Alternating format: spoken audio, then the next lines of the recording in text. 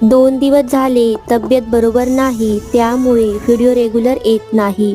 काल मी मोबाईलची gallery check करत होते तर मला हा व्हिडिओ दिसला.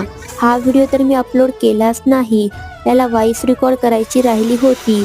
मग ते काम केलं आणि आज अपलोड करायचं ठरवलं. तसं पण मकर संक्रांत जवळ आलीच आहे.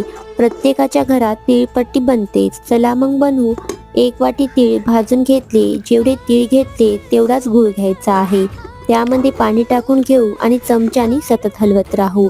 त्यामुळे गूळ करपणार नाही. पाण्यामध्ये चेक करू. त्यानंतर त्यामध्ये तीळ टाकून मिक्स केलं. तिळगुळाचं मिश्रण टाकून लाटून घेऊ. चाकूने कापून घेऊ.